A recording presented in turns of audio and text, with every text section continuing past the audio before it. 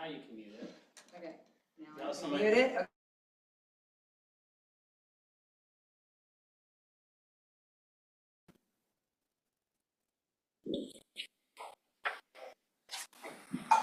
All right, good to see everyone again. I think we want to start with introductions because we have some new faces here. My name is Steve Faust with 3J Consulting. Happy to be working on this project for the city and with all of you. And my colleague Journey is joining us. The Carleton native is joining us via Zoom.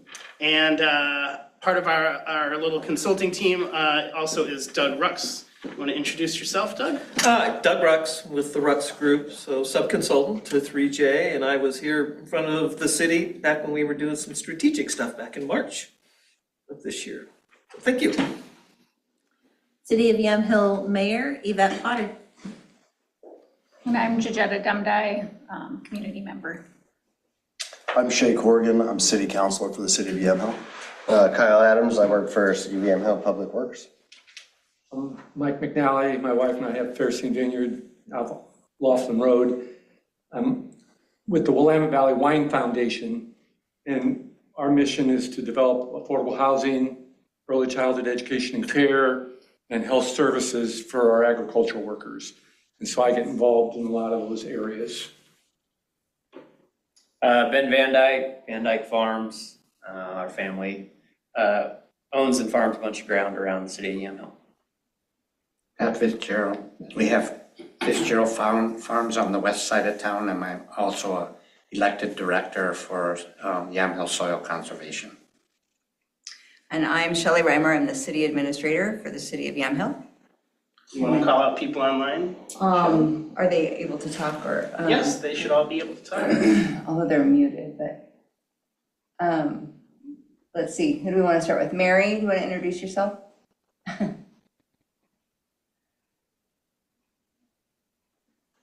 Oh, you're muted. Did we mute her or she muted her? She's muted herself. Yeah, she should. You guys can all unmute yourselves for now. I think Mary's still muted. She's working on it. Okay. We'll start with Walt. How about Walt? You want to start? Yes, good evening. Walt Wondolowski, Yamhill City Planner Consultant. And Melissa? Hi, good evening, everyone. I'm Melissa Ahrens, Mid-Willamette Valley Regional Representative with DLCD, helping oversee the DLCD grant for this project and the work going on, and just here for support as needed. Thanks, everyone. Joya? Joya Goodrum, Economic Development Manager with Yamhill County. Excuse me. Thanks. And Philip? Philip Higgins, Yamhill Downtown Association, also on the Yamhill Economic Development Committee.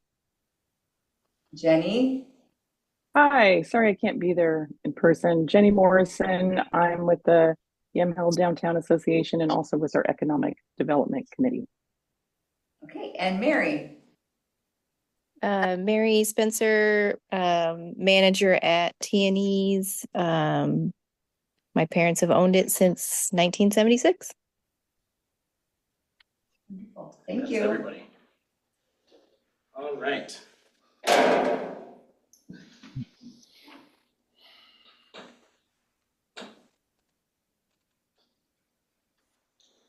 we go. Well, good to see everyone again. Tonight we have a lot on our agenda, and hopefully you all had a chance to look at the packets that Shelley sent out. We're going to spend most of our time talking about the work that Doug did looking at the code, auditing the code and proposing concepts to update the code. But first, I'm just going to briefly touch again on the buildable lands inventory and kind of tie that up. And then if we have time tonight, you may have seen we also did an audit of the comprehensive plan. It's a little higher level, a policy level. So I really want to make sure we don't rush the code piece tonight and we get through that. If we have time and we get to the comprehensive plan, great. If not, we can talk about that again another time. So the buildable lands inventory. Let me see. This. so that it does not obstruct our view. Whoa. No, I lost it. Got it. I'll find it later. So here we have our buildable land inventory map. I know we had some questions the last time we met. And then we sent out a map where you could really zoom in and see the land underneath. And hopefully we got all of our questions answered. I think some of the so this map shows the vacant, partially vacant developed land and the other land. And then we have this next map that shows the vacant and partially vacant land by zoning designation. I think, as you all know, I think the most important takeaways are that it's really mostly smaller lots that are available for development at this point. Only 2 lots are larger than 5 acres, and both of those lots are pretty significantly. Mary had a baby. I don't know how to mute myself, sorry. I'll find that. That's why she's zooming. Pretty significantly constrained by the floodplain. So that leaves us with a total buildable land of about 35 acres. And yeah, that's not a lot of land for future expansion, and that's going to play into some of the work that Doug did, and even more so down the road if the city chooses to really look closely at housing and the potential for an urban growth boundary expansion.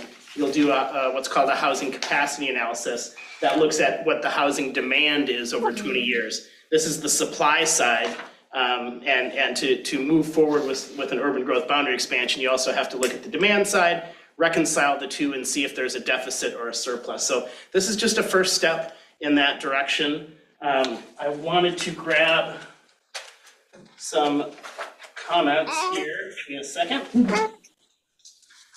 That Philip sent about the buildable land inventory, and I just wanted to note on a few things.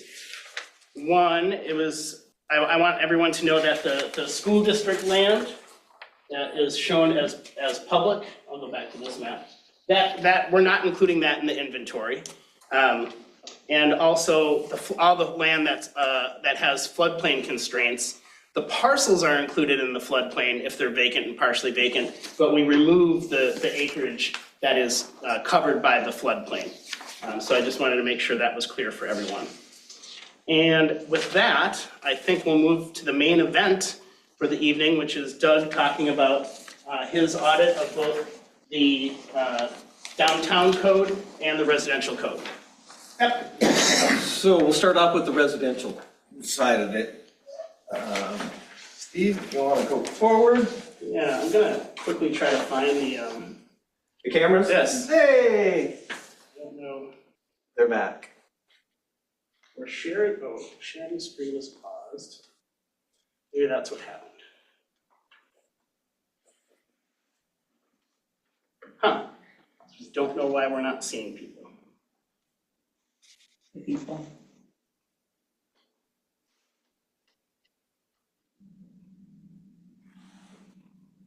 This should work.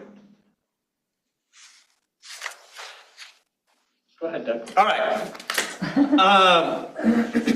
So I sent you a bunch of material, sorry. Hundreds of pages, that's the reality of the world we work within. 35. Yeah, okay. So kind of think of this as kind of stepping down. Steve will get into the comp plan, which you said, which is the policy component. Excuse me, of all of this. Had a cold from last week. And then we get into the code. All right. And then we get into the code portion of it. So through this analysis tonight, what I'm going to kind of walk through is recommendations that came out that were in the memo. So I'll start with what's the purpose of why we were doing the housing and why we were doing the downtown. And then we'll get into the the housing portion of it, and then we'll get into the downtown piece of it. So think of it as comp plan. Then we have the requirements of what the grants were, what the purpose and then the process that we had to go through to do the audit itself. Then I gave you a memo that kind of outlined the things that I had identified, and then I gave you some recommendations, and those are all in italics in that memo. And then the big piece behind it all is all of the detailed code analysis. That's kind of more for me, because I needed all of that to be able to write the memo. So with all of this, the purpose of the grant that you received from Department of Land Conservation and Development, hereby for the rest of the evening known as DLCD, new housing types in the code. And so the grant identified a number of things, and HB 3395 was kind of one of the big pushes in all of this. We needed to look at the standards in the permitting process. Again, this ties back into HB 3395. And then looking at the administrative rules, Division 660. Identify creating clear and objective standards for your housing. And as I go through this, you'll find you don't have a lot of clear and objective standards on things. And then streamlining the development review process. It's kind of one of the first things I brought up is the process, and I'll get into that some more. Next slide.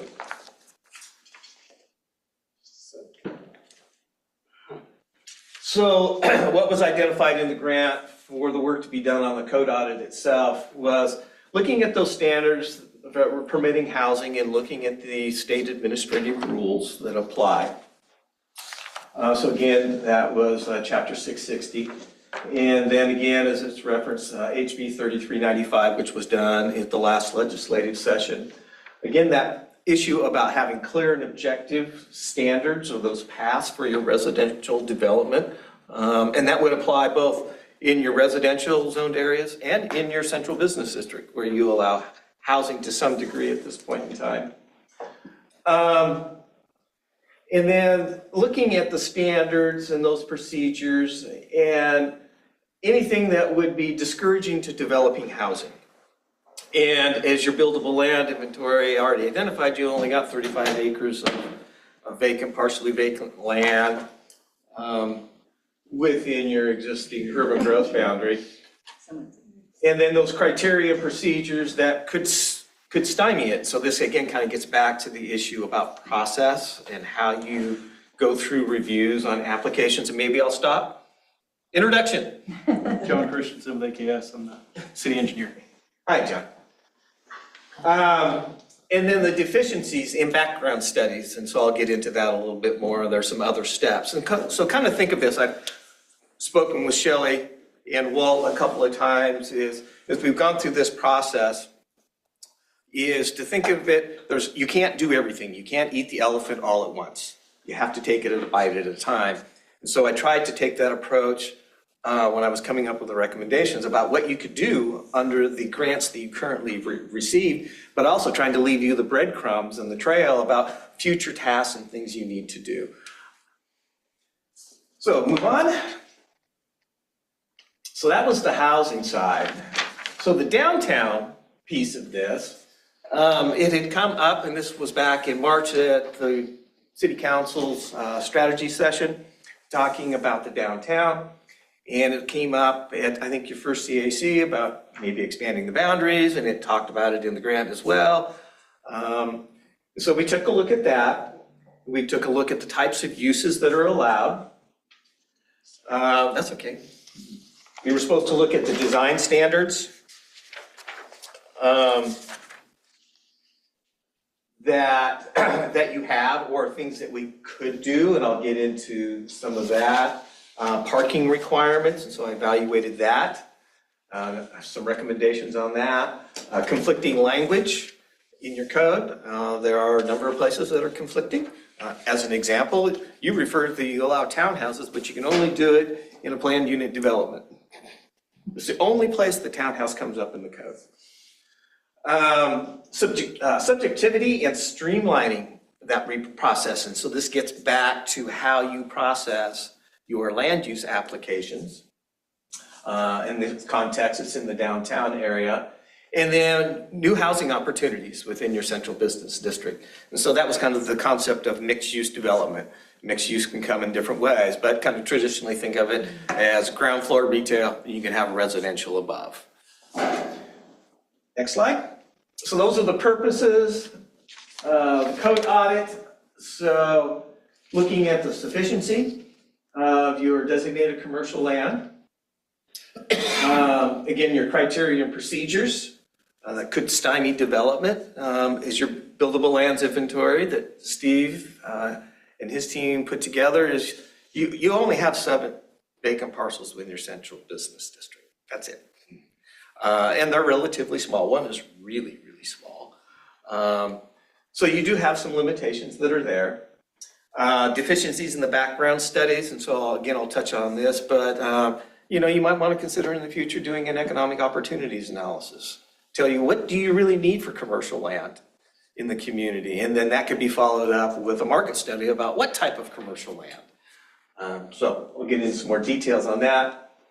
And then incorporation of the city's economic community vision and so forth. And so in your packet, there's the piece that came out of the council strategy session identifying different issues within the community. I pulled the pertinent pieces out and put those in my memo, but I want to make sure you have the full document. It's online on the city's website as well. But that's something to consider that Steve and Journey looked at is there information there that might be relevant to put in your comprehensive plan and to help promote your downtown area. Okay, next slide. After you read this one, I'm going to see if I can fix this camera issue. Okay, so land use process. So the way that you are structured today is essentially not all, but my conversations with almost all of the applications go before the Planning Commission. And so for a developer's perspective is like public hearings, process, time for city staff to put it all together and so forth. So there's a different method that's out there. It's typically called a type 1 through 4. Sometimes it's a 1 through 5 process. And in that, I put in my memo, there are certain things that staff can just do that doesn't require to go to a planning commission for a public hearing. Doesn't require staff time to do the notice. Doesn't require staff time to go to the meetings. It's clear and objective standards. And so as I hit on early on is trying to find those ways we could do that. So think of things like sign permits, lot consolidations, lot line adjustments, partitions are very straightforward if you have clear and objective standards, and staff can do that, and you remove that process and time and cost to have to go to a planning commission. It's a policy choice. To be honest with you, if you want to do that or not. Planning commission, things that subdivisions, and then you can divide it down and says, well, subdivisions could be done by staff, but then if you have a location where you have floodplains or riparian areas or steep slopes, you don't have any steep slopes in town, you could divide it and say, this type of subdivision, creating 4 lots or more, staff does. If it has one of these natural features, floodplain and so forth, then it has to go to the Planning Commission. Planning Commission would continue to look at planned unit developments. They would look at conditional use permits. Your code currently identifies, Planning Commission does variances. Different communities do it differently. Sometimes they leave that to staff, sometimes they take it to Planning Commission. When you get into doing things like comprehensive plan amendments, zone changes, and so forth, those all still go through your Planning Commission and end up in front of your City Council, and the City Council is the final decision maker. In any of those processes, things could be appealed. If it was staff, a staff decision by anybody who was notified, either submitted, in that case, they submitted comments in writing, they get notified of that decision, they could appeal it to the Planning Commission. Planning Commission could hold a hearing. If it was an application that directly went to the Planning Commission decisions can be appealed to the City Council. What I would caution you not to do, and I didn't put it in my material, is call up of land use decisions by City Council members. I've worked in organizations that becomes very complicated and political for whatever reason it may be. And so try to keep it, again, as clear and objective in your process as possible. And so we made that recommendation. There's also some language in SB 1537 from the last session talking about expedited processes. similar to a standard process where you have to be clear and objective anyway. So why were you going to planning commission with things? It's in the code. Staff is going through evaluating. It meets it. If it doesn't. If it doesn't, can it be met with a condition? And if yes, impose the condition, and then you move forward. From a developer's perspective, they like the process because it reduces time. The issue is time and money if you're trying to build houses, if you're trying to build a commercial building. So I've probably said enough about that. Move on. But that's kind of a big one. I just wanted to ask Doug, do you want to talk about each of these after you talk about them, or wait for that? How do you want to do this? I was going to go through the residential stuff, and that way you can kind of see the bundle, and then we can stop at that point and see if you have questions. So take notes, scribble, however you do it. Drop all the vowels if you want to in your scribbles. One quick thing though before we move on. Steve, are you able to see if someone is raising their hand about something though? I should be able to, yeah, it should pop up. Okay, just make sure. So definitions. So this is one of the elements that's in state law it's called needed housing. And you are exempt from two of the elements of needed housing that are in the statute. You don't have to deal with the multifamily having clear and objective standards, and it talks about residential, but again, your grant identified looking at residential on that pieces about other housing types and kind of specifically duplexes, and I kind of threw in accessory dwelling units as well. So you have to start, in all codes, you start with, what do the words mean? I used to tell my staff when they would come and ask me a question, what does this say? And I said, I don't know, did you go back and look at the definitions? What do the words say? How are they defined? So in your code, you've got some interesting older verbiage. You define apartment. You got this definition of basement. You got a definition for dwelling, and a dwelling two-family, which is a duplex. You got a different definition for dwelling unit, family, height of building, manufactured, prefabricated mobile home parks. You got kind of an old term of story. It's not typically used much anymore. You just go with your building height, and I'll get into that.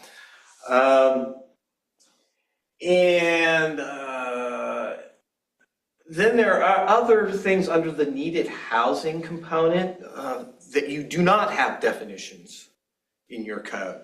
So I put up on the list, childcare facility, childcare center, childcare home, residential facility, assisted living, accessory dwelling unit, single room occupancy, affordable housing, and government assisted housing.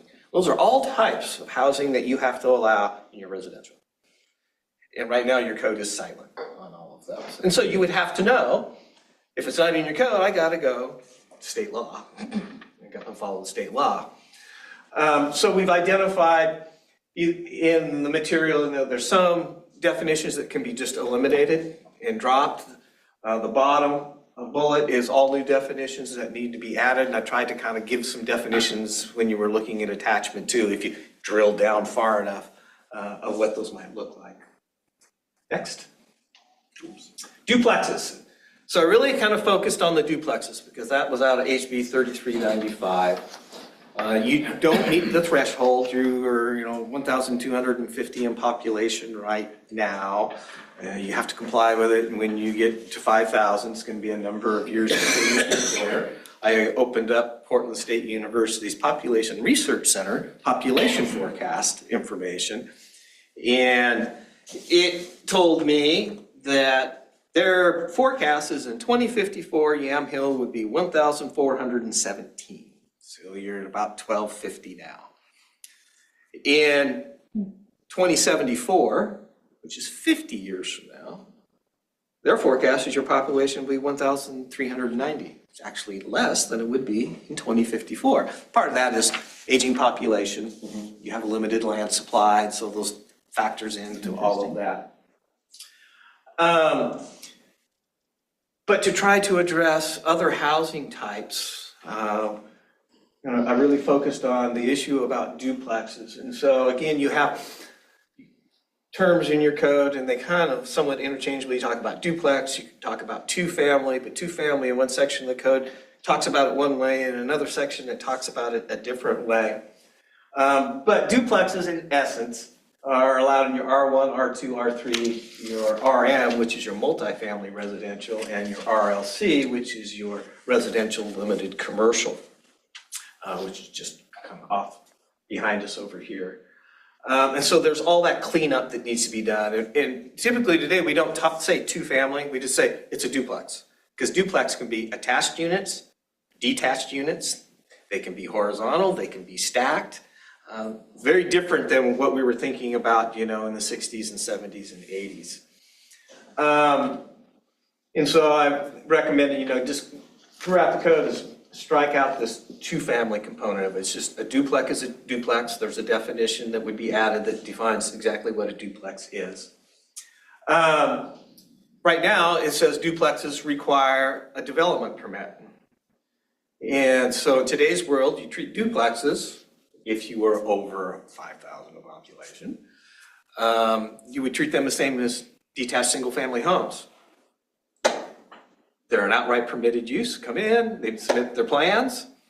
I'm assuming Walt looks at it for setbacks, height, lot coverage, so forth. Your plan reviewer looks at it for all the structural, mechanical, plumbing. I imagine you contract with the county to do the electrical component of that. And so it's just, you come in, treat duplexes just the same.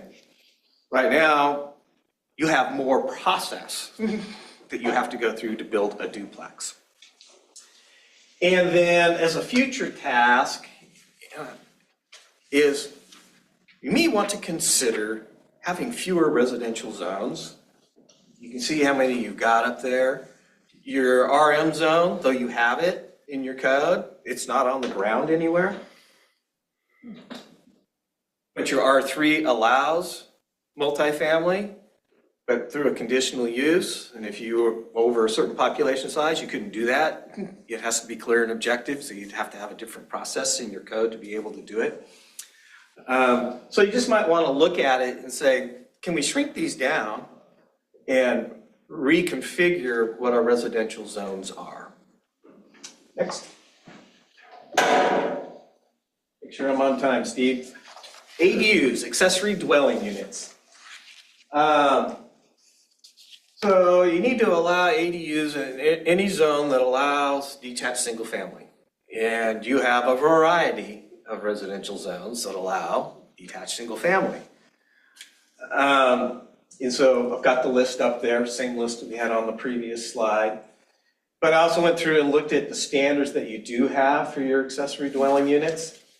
And so my suggestion, recommendation to you is that if you're with your ADU standards, you should require that it has a separate entrance, not an entrance connected inside the house. That's commonly what people want to do, but then you end up with a house that looks like it's a duplex because you got two full kitchens in it. When you don't have that, it's purely a separated unit, but it can be attached to the single family or it could be detached.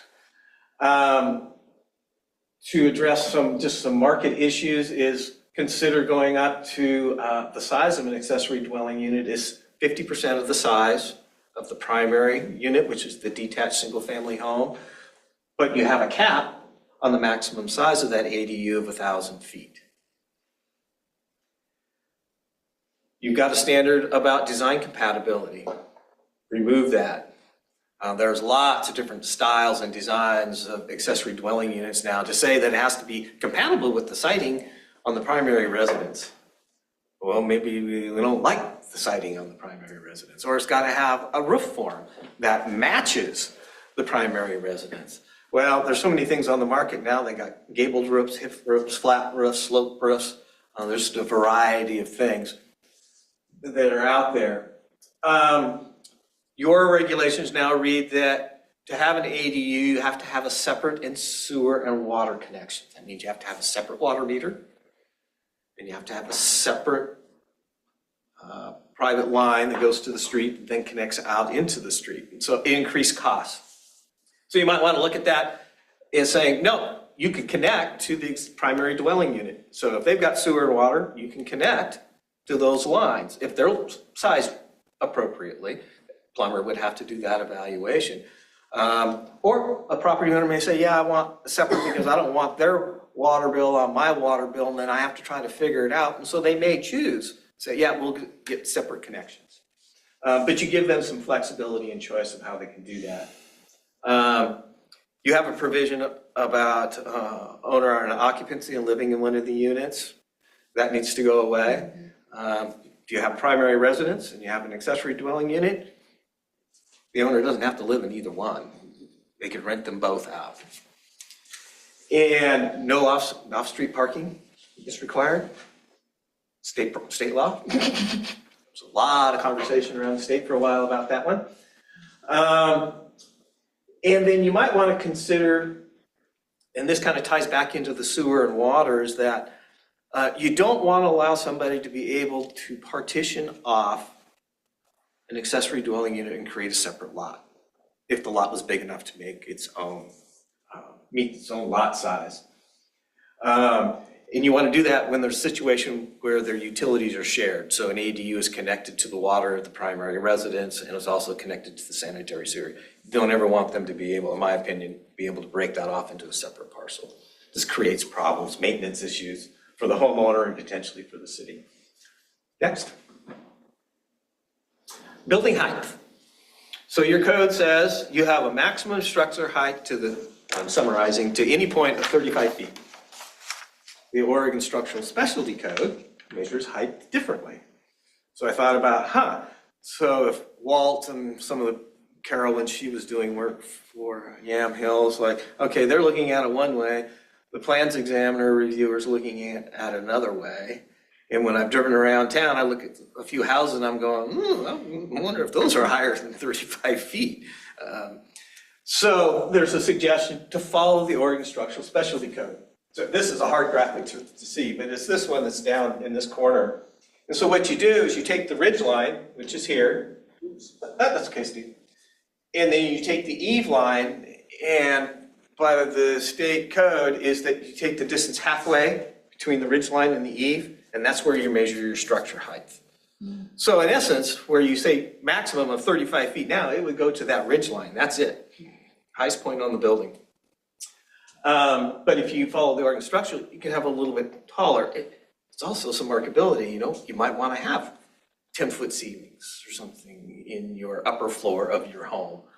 But it would clean up some of those inconsistencies. And this comes up both in your residential side and your downtown side. So when I get to the downtown, I'll bring that up again. But this would apply in all of your residential zones, your R1, 2, 3, your RM, and your RLC. Next slide. Yards and setbacks. This one I even had to write myself some extra notes. So you've got standards that have setbacks that are tied or based on or tied to the height of a building. And it's like, if you allow a structure, and let's just say you follow the Oregon Structural Specialty Code and it's 35 feet, so you take from the ridge to the eave, you measure that, is what does it matter what street it's on or if it's a corner lot, as long as it's meeting setbacks, it's just that's the height of the structure that you get. So it's a little bit complicated the way the code is currently written. Reducing your side yard setbacks in R1, so you're currently at 7.5 feet. So this kind of gets to some land efficiency. You might want to consider 5 feet. See that in a lot of codes. But when you talk about land efficiency, and Steve brought up the issue about, maybe in the future you want to do an urban growth boundary expansion. Well, one of the things is, have you looked at how you can use the land that you currently have more efficiently before you need to go out and do an urban growth boundary expansion? So that's one small way to do that in the R1. Looking at your code, you got just this 20-foot setback requirement and for your residential. You might want to consider, so you don't come up with called snout houses. There was a period of time, snout houses where you have the garage first and the house, the living area is all sitting behind it, is you reverse that and you can allow the living area to have a 15-foot setback, but your garage is still 20 feet, so garages don't dominate your streetscape in your environment. So that was one I identified. Then your side yard setbacks in your R3, Currently, they're at 20 feet. It's quite broad. I can understand creating space, but might want to look at reducing that down. 10 feet might be sufficient. Yards between buildings in the R3. And the reason I'm bringing this up, because in R3, if you had a duplex and it was a detached duplex, all of a sudden you're starting to push the separation of those buildings either on one lot, or if you did the what I call the child lots for duplexes, where you could divide it down and create a separate lot for each one, is that you're pushing them further apart and you might not ever be able to get a duplex just because of your setback distances. So by shortening those up, increases that opportunity. Adjusting the side yard setbacks in the RM. Again, there you've got a 15-foot. And so, 12 feet might be sufficient, 12 and a half feet, 10 feet, something to consider. Then adjusting yard width between the buildings in an RM zone. Again, you've got the separation, so it pushes the building, so you're not really using, if you can have a single family home, it's 2 stories in height. Right now, you're at 7.5 feet, you got 15-foot separation between the two. If you went down to 5, you only got 10. So why do you have a bigger separation requirement in your RM? And again, there's different housing types, but trying to think about the duplexes, it's discouraging the possibility of being able to build duplex units. And then side yard setbacks in the RLC, again, it gets to, you've got a pretty large one, it's 20 feet. So as I talked about some of the others, maybe a shorter distance would be more appropriate. And encourage housing types. And then you got this one, consider if this section needs to be modified in new setbacks. So you have a section in your code, and maybe it's just a title change that needs to occur, but it says all development for residential shall be set back 20 feet from a right of way. It's like, okay, is that in R1, R2, R3, does that apply to multifamily? Does that apply to duplexes, other middle housing type? What if you did something downtown where you've got 0 lot line on Maple Street and you have a code section over here that says, well, that's got to be, housing got to be set back 20 feet. It's like, well, how do you do that? So I had to try to think through how the residential stuff works with your downtown stuff at the same time. So you'll see a little bit of duplication. So there's some cleanup that needs to be done there as well. Next. If I may, Doug, one thing that we could do before next meeting is create a table maybe that shows what the current setbacks are and what proposed setbacks would be so people can see it all in one place. And then just so you know, it is 6:40 right now. Okay, gotta keep going along. Bike parking and regular parking. And so we need to update the standards on the ADUs, off-street parking requirements. Bike parking standards based on type of use. Your table, again, you start identifying these different uses. You've got, you don't require bike parking for detached single family. You don't require it for ADUs. You don't require it for duplexes. If and when you ever get to considering triplexes, quadplexes, and so forth, you don't do it for that, but for your commercial, industrial, multifamily, and so forth, you would. So there's some cleanup that needs to be done in there. Then electric vehicles, so this was out of HB 2180. I know I've been asked a couple of times, does that really apply to a community the size of Yamhill? I went back and checked again. Reread the law, there is no population cutoff. It's just if you're building a new commercial, so multifamily is considered commercial. Think of it 5 units and more. For multifamily, for any commercial, industrial, you have to put in the infrastructure for electric vehicles. You don't have to put in the unit, but you got to put in all the piping and stuff all has to go in. So there is already some added cost that's coming. It's not anything that you created, it's coming from the legislature who adopted that. Parking sizes. I grew up outside of a small town of 400 people, so we all drove trucks, and I get it. But your parking sizes are large, which accommodates trucks. And so So I identified in there, do you want to go down to a 9-foot by 18.5-foot long stall? Takes less space, could maybe give some more building space because you're not using as much for parking. If in multifamily you would do that, but then there's a corollary to this, which is on the downtown, which I brought this same issue up. Your ADA parking regulations are out of sync with the Oregon Structural Specialty Code. So that needs to be updated. Lighting and security for bicycle parking, and Walt informed me he's already working with the Planning Commission on some new lighting standards. I already identified, I kept it in there, but I did add the note that the city's already working on that. So hopefully it'll also address the issue about the bike parking and having adequate lighting for that for safety, security purposes. And then this issue about, there's some code language that's a little bit odd, because when you have your different residential, you've got your driveway that leads to your garage, but then when you get to duplex, you may not have a garage, you may just have a carport. And so there's some cleanup in there about, you don't want the parking in front of the unit and the street, but it's off to a side, it may be okay. So I kind of picked that one as well. Multifamily, if you met a 5,000 population threshold, you would be required to have clear and objective standards for your multifamily housing. So I identified this as a future task. You currently do not. You have some standards that are clear and objective, but most of it is subjective. And when you allow multifamily in your R3, it's completely subjective because the criteria for conditional use are compatible with surrounding. That's all subjective. So that'd be something you want to think about. So if you're really looking to try to encourage to have some multifamily, you'll want to in the future update your standards. Next. General provisions, just a bunch of old outdated references from a long time ago. Currently, Oregon Department of Transportation, you've got some old language in the code. The county's changed, they got their Public Works Department. Language in your code is old and outdated.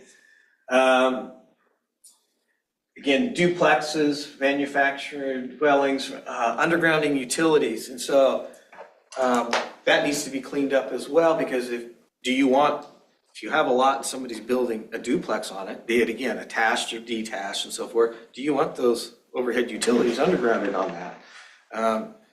You have to consider, how far down do we go? If you're doing a new subdivision, yes, it may be in a partition, but if you've already got a lot that's there, maybe you do, and they've got 50 feet of frontage, it's like, okay, those utilities should be underground as long as they're not the 115 and above kV lines that are so expensive you have to put cooling systems, but at least the lower voltage lines in your telecommunications.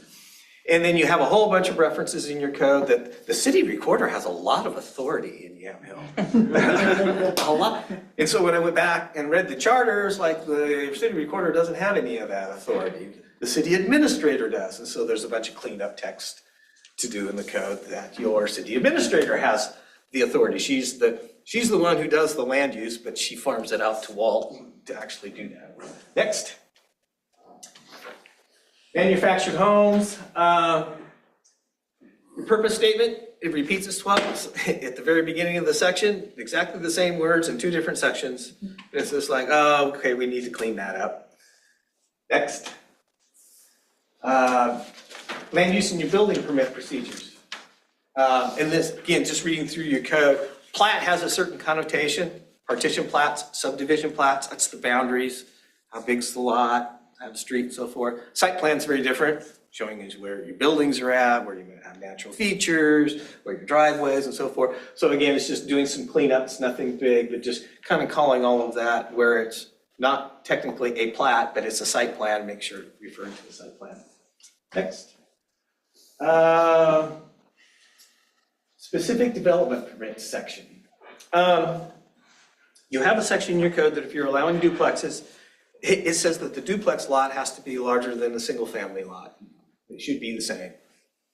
So right now you have 7,000 square feet in R1. So if you want to build a duplex, 7,000 square feet. Again, if you were over a certain population, you would have to do this. If you want, but since the grant was looking at duplexes, it's like, okay, make them the same.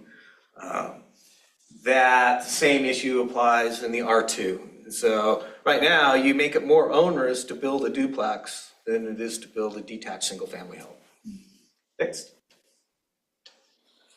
Development standards, and this is one that comes back to Steve and Journey, is that the density that you're looking for in your different residential zones also needs to be listed in your comp plan. And I've read through your comp plan several times, and there's nothing about what your density of your residential zones are. Next. Land divisions. I was looking at definitions. You have different definitions in Title 10 than you do in Title 11, which is your land division. They need to be the same. So these are some examples of ones that I identified that need to occur.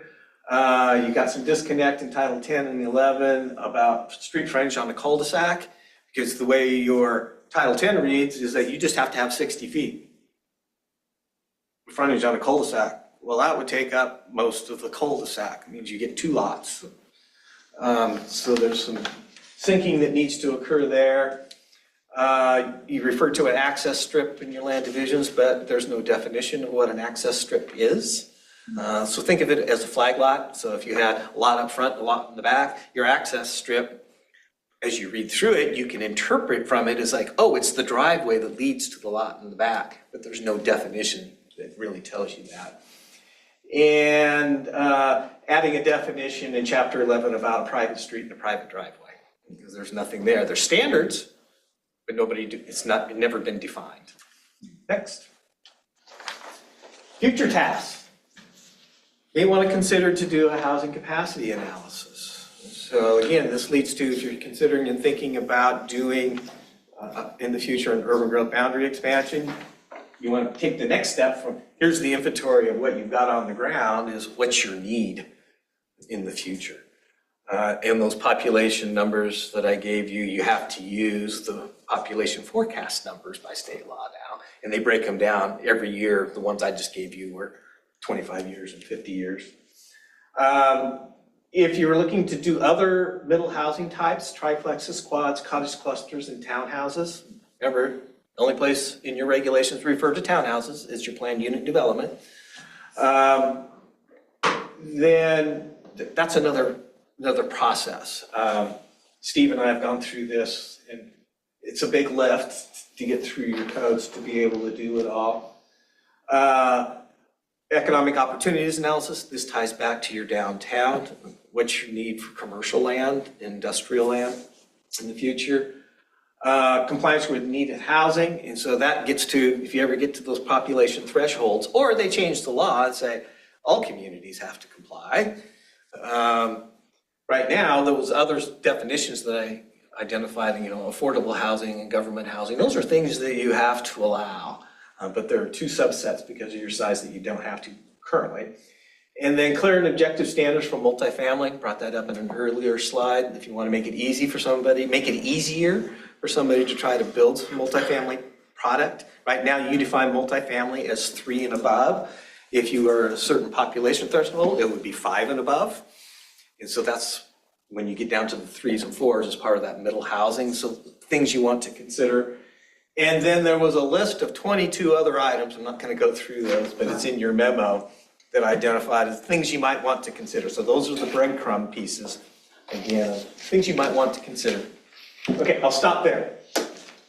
So here's what a couple things. One is, again, Doug went through a number of items. I know that's a lot. And then we have this recommendation of future tasks. That's our recommendation for what we can do within the scope and budget of this project. But if this group feels like, hey, one of those future items, we really want to raise up, we can talk about that and move some things up and some things down.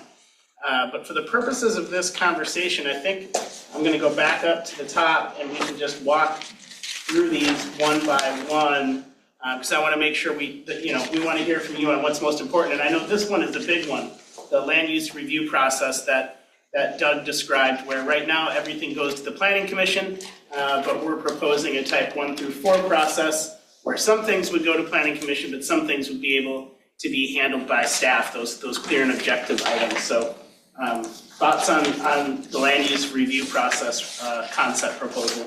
I just have a question. So if some of the items go to the staff for review, does the city staff have to have certain like qualifications or knowledge or skill set?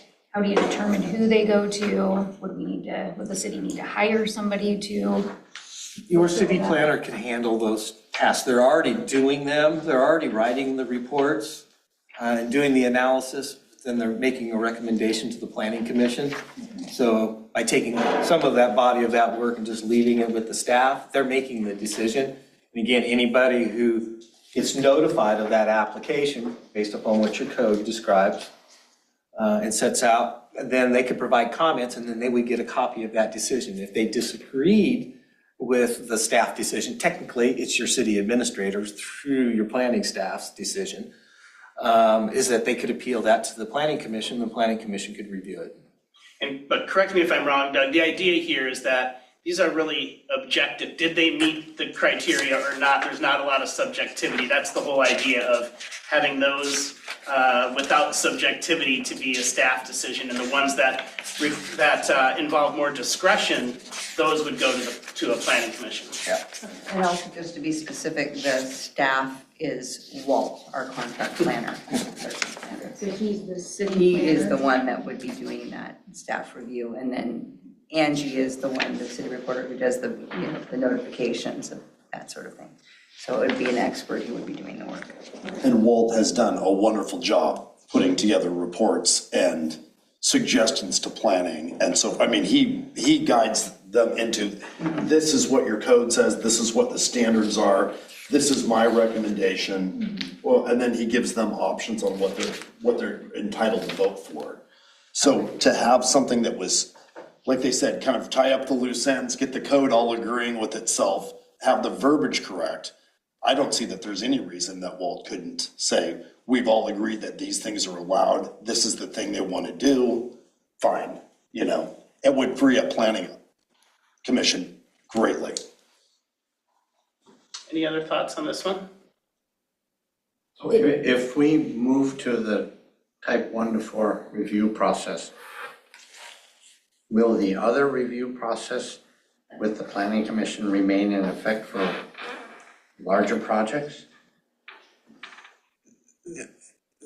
They would, planning commission, again, I haven't written any code yet, but it would be any conditional use, any planned unit development, any zone change, any comprehensive plan map or text amendment, they would continue to review those. You have a decision to make on the subdivision piece of it. Again, you could do a threshold, because right now, your code basically says for all your residential zones, it's got to be 60 feet wide for frontage and 90 feet in depth. I would say get rid of the 90 feet in depth, because you may have situations where you've got environmental lands, and do you want private property owner owning wetlands and so forth? Because there might be a conservation group that the developer says, hey, I can give this tract to, and they can maintain and manage it rather than the city, because that adds cost. And so I've seen a lot of communities go with either, a 50, 55, or 60-foot frontage, but don't have the depth component of that, and let the market and the topography play that out. So you could make a distinction between saying, if it's just a standard subdivision and it doesn't have any floodplain on it, because that's what you have mapped. You don't have any designated riparian at this point, but it has a floodplain on it. You could say anything that's a subdivision with a floodplain has to go to the planning commission. All other subdivisions that don't have any floodplain property on it, staff gets to make those decisions. And as you mentioned, appeals would also go to planning commission. Yep. Okay? So I think the current process is in place because there is so much that needs to be addressed in the code and in the planning code, that it's been going to the planning commission for review and thinking that they're going to say, oh, we got holes here, we got gaps here that need to be addressed, so that they would then correct those in the process of all the things that were coming to them. So I think that was initially the reasoning for it to go through the planning commission, is to identify areas that needed to be addressed in the codes. If the codes and if this is all updated, then that, you're correct, that isn't necessary. And I think the staff would be more than able to handle those things. Great. Before we put that all on the wall, should we ask him what he thinks? Because I would hate for him to take a powder on that. He doesn't get to choose. No. Go ahead, Walt. Well, first of all, thank you for the endorsement. I do appreciate that. No, seriously, in most cases, my first full-time city job was in Kaiser, and I did all the work, including conditional uses, variances, everything. I have lost count of how many staff reports I've written. This is very much the norm to do these type of, I say, lower intensity types of applications on a staff level. In fact, on state law, limited land use decisions, those are clear and objective, are required to be handled by staff. And that includes partitions, property boundary adjustments, and subdivisions. So again, thank you for your confidence. I don't see any issue with that. I do write a report anyway. And again, a staff decision is still appealable to the planning commission. So it's not as if I get to do whatever the heck I want. There is a process in place. And that also has the advantage of freeing up the planning commission to do actual planning work and take the bigger cases like plan developments, conditional uses, variances, and looking at code and map amendments. So actually, it's a very good arrangement and it works out well. Thank you, Doug. Fantastic. All right, let's go to duplexes. You want to recap real quickly, Doug? And So this is really, the crux of this is going through the code and cleaning it up and getting rid of all the references to two-family, making references to just duplexes. We'll make sure we have the duplex definition that's in the code itself. And then making it that duplex is just like building a detached single-family home. You don't need to go through and get a development permit. You just got to come through and get your building permit, and staff will look to make sure that all the setbacks and so forth are done.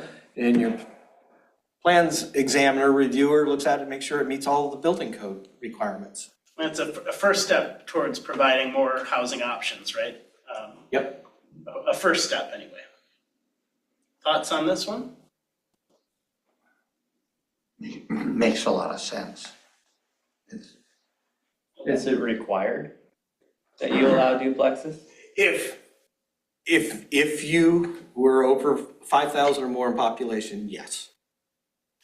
You're not there yet, but your grant that you applied for was to look at complying with HB 3395 because you're getting closer. But we're not, because that is one of the concerns I have in the memo, is it references the grant and that Yamhill is approaching the population size of 2,500, and you just told me in the next 50 years, we won't be anywhere near it. So I feel like it's a misleading, and I think that if we're gonna involve the community or establish the community, there needs to be more transparency around that. So this We're came not up. approaching that. This came up at the PMT, our project management team meeting as well. Those words came up, and those words are right out of your grant. So I did not create that. It's like, here's what the grant said. I copied it and put it here. So now you are coming up to that 2,500 populate threshold somewhere in the future. Well, and I think to clarify on that, although ours may not hit that certainly in our lifetimes, but many, many cities that are within 2,000 people in population growth, that would be very close. Beaverton will build by 2,000 next year. I was in a situation where I was working for a community that we were right on the cusp of being 25,000. And there I had a city council that said, well, we got to comply with the duplex provisions, but we're right there, and looking at population forecasts, we were going to be there within a year or two, do all of the middle housing. So again, there's some policy. I'm a little bit confused, because you keep saying 5,000. Excuse me, it's Grant says 2,500. 2,500. 2,500. for the duplexes. Yeah, And it's- for the other multifamily, it was 25,000 is what we talked about in our last meeting. For the, Melissa, could you please clarify the population thresholds for us? Yeah, I'm sorry about that. I could have jumped in earlier. You're correct. It's 2,500 for the duplex requirement. And I believe the recent change was to include medium cities of 10,000 as well, for the other housing types, but I can double check right now. I think that's right. But I think your point is well taken that at a public meeting, let's be really, really clear about things. I think the reason to look at these different housing types, in this case duplexes, is to provide more housing opportunity for people of different income levels. We talk a lot in the communities we work in about your children and your grandchildren. Are they going to be able to afford homes in your community? And allowing duplexes is one way. It doesn't solve a housing problem, but it is one step towards providing a greater variety of housing types that more people can afford. And I think that should probably be the message rather than anything about population, because like you said, the city's a long ways away from 2,500. So is there any 5,000 population threshold that No, applies? It's all 2,500 at It's this 2,500. It's the needed housing. Excuse me, that's where I confuse my numbers. There's 2,500 for the duplex, 5,000 for the needed housing. If you're under 5,000, you don't have to deal with the residential. I think it's multifamily. 10,000. I could be wrong though. And then, yeah, there's so many numbers that are out there. But either way, we're not close to either of those. You're not close to either of those. And so it gets back to the issue, I think it came back up in March when we were talking at the city council, is providing opportunity for more housing types within the community, because you are essentially a detached single family and manufactured home. And what about these other opportunities? I think Steve hit on it, is thinking forward to kids, grandkids, how can they afford to live in a particular community given the way prices are going? And so duplexes and ADUs are opportunities to be able to do that. You notice we stayed away from the other middle housing types of triplexes and biplexes and all of that. Again, kind of following along with what the grant document was talking about and referring back to HB 3395. Let's go to Jenny and then Walt.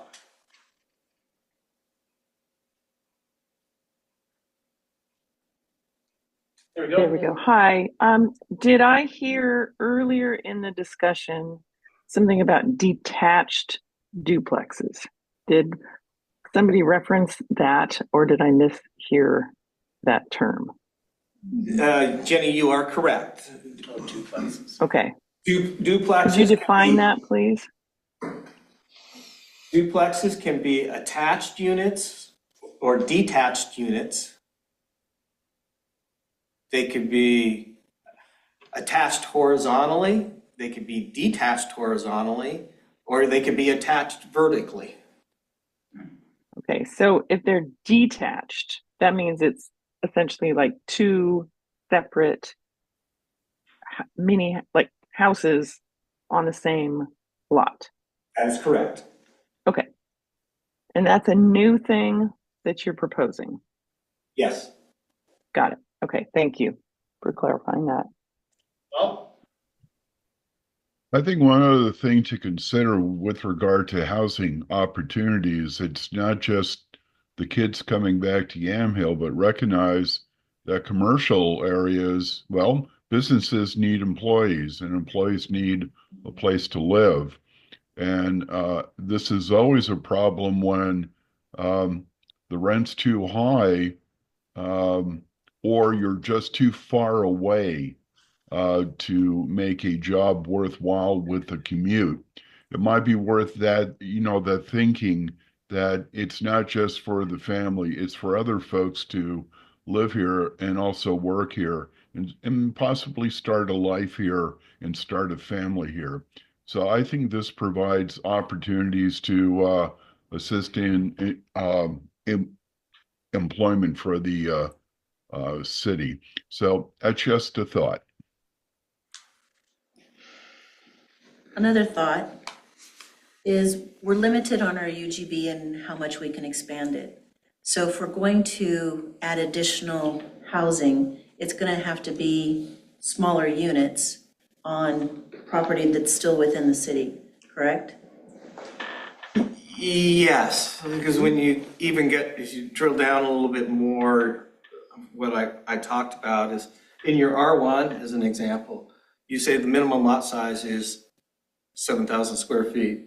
You come up with a dimension of 60 feet wide and 90 feet in depth. That's 5,400 square feet.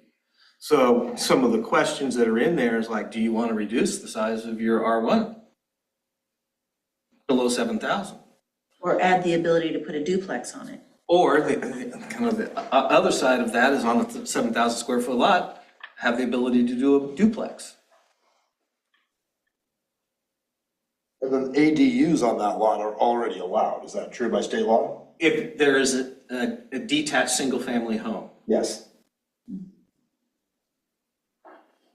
you want to talk about ADUs quick, Doug, while we're... Yeah, so the ADUs, what you have in your code now doesn't follow the guidelines. So DLCD has a set of guidelines. I've referenced that in the documents that are there. So you want the separate entrance, talking about increasing the size that you can have for an ADU to 50% of the primary, but not to exceed 1,000 square feet. Again, that ADU can be attached or detached. Then removing anything that deals with subjectiveness of design compatibility with the primary residence. You get an ADU, here's the size, here's the setbacks, side and rear setbacks. Then your service connections, to make it more flexible, that you don't have to have a new public connection. You could tie into the existing primary structure. No owner occupancy requirements on either unit. No off-street parking. And then that piece on it of if you connect into the existing utilities on the houses, that you could never divide that off. This gets to the issue if you had a large enough lot. If you had a 14,000 square foot lot, you put an ADU in the back, but it's connected to the primary residence, you don't want to be able to partition that piece off. And is there a population threshold for the ADU, the state ADU requirement? Melissa, do you know that offhand? No, okay. I was trying to look up.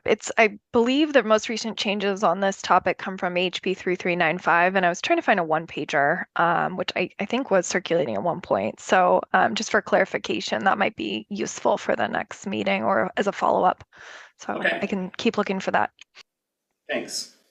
So we've got duplexes and ADUs that are really for this project. Doug has some recommendations for the future, but for this project, the housing types that we kind of focused on as providing a greater variety of housing types, kind of small steps. Any other questions or thoughts on either of these? I did. Yeah. Doug, you're proposing duplex be allowed in any residential zone?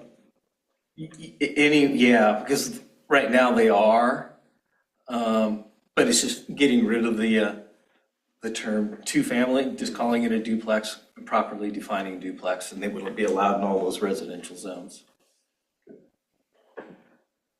Okay. So you're about to have a public meeting for the next one. Is there any case study out there? Is there any other community that's adopted this in the last 10 years that the community can say this is a snapshot of what Yamhill might look like if we move forward with this and not? Just a way so that they understand. And I think the other one, the point that needs to be made too, is that ADUs are acceptable, which essentially is a mini duplex on their property already that they can do. I just, like I said, I feel it's a little bit disingenuous to the public to say that, duplexes are the way we need to move forward. I understand that's the grant that we're sitting here talking about, but just so that they understand that it's not necessary. It's a choice. It's a choice. And there are other avenues currently to expand housing, especially for your kids, if you're doing an ADU or something like that, that's already in existence in the code, or in the law, maybe not the code, to get us there, if that's really where we're at. And I do think, just my last 2 cents, but that data from Portland State that gives us our forecast, which is what the state has to use anyway, I think needs to be readily available for the public when they walk in, knowing the fact that UGB expansion is slow and will take time to get there. And so we're pretty much locked in with a few lots that really can be built with vacant. And so besides changing density within the city to expand UGB to get us, I mean, essentially you have to double the size of the city to get up to this threshold currently, or double the amount of houses that are currently in this space. That's a big push. So I can say, the communities in Yamhill County, they're not the same size as Yamhill. But I went through all of this in Newburgh. We had to completely update everything. We also had to deal with the multifamily because we didn't have clear and objective standards. And the Fair Housing Council of Oregon was coming after us to say, you gotta comply. So we did. Steve, you guys did stuff in Carlton. Right, but all this is, I mean, in terms of requiring it, is pretty recent. Yeah, then I know McMinnville had to update their regulations for all the middle housing types because, again, they were over a certain population threshold. And I'm working on another project for another community in Yamhill where we're going through the same issue on duplexes. They are a community over 2,500. Their regulations don't comply with the new state law, and their ADU regulations don't comply with the state law. And they've got until the end of June of 2025, and they have to. I think the most informative thing that I've seen is, you know, in terms of cities that have done this, it's like the city of Portland, and the changes that they've seen has been a very small percentage. And I think that's what you could expect here. It's not like overnight people are going to start tearing down single-family homes and building duplexes. That's just, I think we could maybe provide some information that doesn't compare Yamhill to Portland, obviously, but says even in Portland, the percentage of change, it's a very slow change over time, if that is a concern of the community. Can I ask a question? Right now, the code says you can do two-family homes. You're suggesting that the definition gets clarified for duplex. Could you go the other way and just remove the language of two-family homes if the city didn't want duplexes?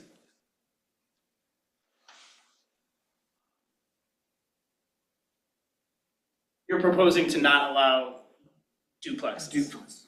I'm not proposing, I'm just saying if the city wanted to move in that direction, could it go there? Because right now you've got this situation where the code says you can do two-family homes, and you're saying clean that up so it has a definition to duplex. How about cleaning it up and removing the provision for a two-family home? I'm just asking the question. I'm not advocating it or anything, but. There is already duplexes in the city. I don't know that there's anything that would, well, yeah, except you'd have a bunch of grandfathered Non-conforming. duplexes, and non-conforming uses, thank you. And you'd be removing a housing opportunity for people. Yeah, I'm not advocating, because I would actually advocate the other way around. Yeah. Because you can it's cheaper to build a duplex than it is to build a single-family home. And so it's more affordable for families, but I'm just asking a clarifying question. I think that's a very interesting question. I'm not sure I could answer it this evening because it would take some conversations with Melissa, your DLCD rep, was like, what are some of the consequences of that, given this whole push statewide of providing more housing choices? Well, I know a lot of people would not like it. I'm just asking the question. Yeah. I want us to keep moving. Again, if there's any strong objections to things, please let us know, but I want to make sure we also get to the downtown code tonight. So some of the other things that Doug talked about were really kind of, building height and these lot configuration types of things, yard requirements, lot size. Doug, are there any highlights that you want to focus on any of the build? Let's start with building height. That's one where I would encourage you to be in alignment with what the Oregon State Structural Specialty Code has for how you measure height. This has actually come up several times in the last few years with the city, that people have had to get variances or whatever they call it to adjust. Create more process. Exactly, and it's complicated the process. So if we can change it to meet the state standards, I'm okay with that. The only question I would have is, does it have anything to do with the fire department's ability to fight the fire higher than 35 feet?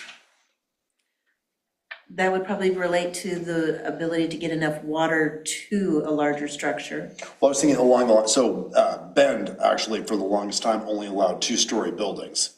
And there was a push to build a 3rd-story building, but they didn't have the firefighting apparatus to fight a fire on a 3rd story, and that's why they limited the height. But this limit wouldn't include a 3rd story, would it? No, you're not. But they wouldn't be able to attack an attic that was breaking through if the ladders weren't high enough. You see what I'm saying? I mean, That would be a question we'd have to follow up with. Yeah, the Shelley, fire maybe we district. could follow up with the fire department folks and just double check on that. But Doug, you're not proposing to change the height limit. You're proposing to better define how the height's measured. It would increase a little bit in height on your ridge line of your building. It'd be both. That was a big issue when the bond was run through to do the 2 domes on the school property. That was a big issue with the fire department. Great, good point. Good point. What about the yard setbacks? You just trying to create, go ahead. Yeah, this is just, you've got some relatively large setback requirements, and it's part of your community feel, and I fully get that. But if you were trying to use your land supply more efficiently, could you reduce those? And so I've kind of laid out, in your R1 as the example, you got 7.5 feet, could you go to 5? Your lot depth, where you say each lot's got to be 90 feet in depth, does it really matter as long as you've got the width? I think the concern there is density. I think people are concerned about looking like Hillsborough and North Plains, where they've got stacks of places to like side by side. And I think it's the density that people are concerned about and not looking like the rest of every place. And maintaining that family-oriented environment. Mary, go ahead. My husband's a captain on the fire department. We're actually both firefighters. And he doesn't think that the height would be an issue. He said eventually that we might need to get a ladder truck, but that wouldn't be a problem for fires, not getting a ladder truck. That would be something to consider. Thank you for that. Thank you. Again, I wonder if it might be easier if we were to create a table that kind of shows here's the current and here's the proposed, and that way you all can say, well, we want less, but not that not that less, or it'll be a little bit easier to give your comments on what you think the appropriate setbacks are. Could the table show what like a Newburgh or a McMinnville has? I think we could provide a couple other examples for you to compare to, certainly. Okay. Lot size, same thing, would you say? Yeah. So tables and examples from other communities. And I think we'll do this for the public meeting as well to make these topics easier for people to talk about and maybe get some more imagery as well. What was the crux of the parking and bike parking? Really, this one is not requiring parking for accessory dwelling units, off-street parking. And do you want to reduce the size of your parking stalls from what you currently have in the code down to 9 feet by 18.5 feet? It's really your choice. You do need to update it for the ADA handicapped. That's state law. Your table and your code is out of date. And then Walt, I mentioned earlier, is already working with Planning Commission on lighting standards, so I think that one's going to be covered. This is the size of like a driveway, basically, where people park? It's anywhere where you have parking stalls. The code is pretty clear on your driveway width for a detached single-family home. It's not clear necessarily for a duplex. And then when you move up to multifamily, you've got these really large stalls. And then when you flip this over and we look at the downtown, you've got these very large stalls. If somebody is building parking in your central business district, parking's not required, but if somebody does, then you're building larger spaces. And again, I can understand because, I've had a truck since I was 12, 13. So, Ours more space. are excessively large, though. Yep. We can get several trucks lined up into those babies out front, so they can be adjusted. I don't see a problem with that, but obviously. I think there's parking in the commercial zones, and then I guess where I'm a little bit confused for residential would be for future planning if we did like the multifamily homes and stuff. So maybe not as big of an issue today, but in the future, if we updated the code. For your residential, it's not as big an issue. When you get to the multifamily, yes, there's a little bit of cleanup to deal with the drive aisle width if you've got a garage, if you want duplexes, that needs to be done. Your electric vehicle infrastructure, if you're doing any commercial, again, that's any multifamily, considered a commercial structure. True commercial retail or industrial, they have to put in this underground. That's for new though, right? It's for new. So do we have land for new commercial? You've got 7 vacant lots in your CBD and then you've got some vacant land for residential that's in an R3 that allows multifamily through a conditional use.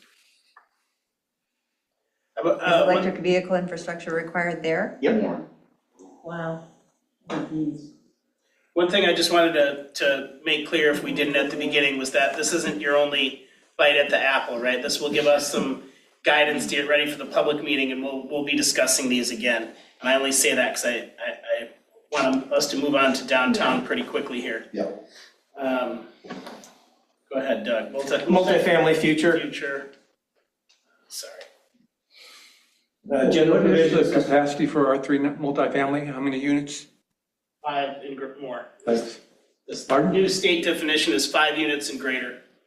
So Multifamily. in Yamhill, if the lot could handle it, there's no limit on how many units you can put in on a multifamily apartment complex? I don't remember all of the answers. There's some language in It has to be it. at least 5. I was wondering if You there's got some. your parking requirements, you got your landscape requirements, so no, you can't, build the entire lot and it's all structured. You got other elements that you gotta consider. I just don't remember all the details. Is there anything else? This is just cleanup. This is, with the duplexes, is build a duplex on the same size of lot that you can build a detached single family based upon the zones. Right now, you require a larger lot if you're building a duplex. And then list density. And they have to be on a corner lot. That's another provision in your code. It's like, no, wherever you have a single family, recommendation is you can build a duplex. You can't just limit it to just corner lots. Lots of old codes have limitations to corner lots. And then just having these densities listed to align with the different zones. Yep. All right, if everyone's okay. And then this is just cleanup, making sure the definitions in Title 10 and 11 are the same. I did have a question on the updated definitions and uses for use type. So there's like childcare facility, childcare center, affordable housing. Who sets the standard for that? Who defines what is It's affordable? 80% of the area median income, so it comes from HUD. Housing and Urban Development, Federal Housing and And Urban how Development. often is it an annual update? It gets updated annually. And is that a minimum percentage required for any future development in the city? No, it's just a definition. If cities have different provisions for, and allow sometimes affordable housing in different zones, and I'm not speaking to this very eloquently, but it's good to have a definition of what affordable housing is. I don't know if Yamhill's gonna have any provisions specific to affordable housing, but many cities do. If Yamhill was going to Oregon Housing and Community Services and wanting to get lift funds or low-income housing tax credits to build affordable housing, my guess is you want to have it defined in your code. Yes. Absolutely. There we go. All right, Doug, you got about 20 minutes for that. Okay, I'll have to be quick. There was one other comment in there about undergrounding overhead wires. Yes. What's the driver on that? It's unclear if you were dealing with a duplex development. clear if you're doing a subdivision, clear if you're doing commercial and industrial. If you're doing a duplex development, it's silent.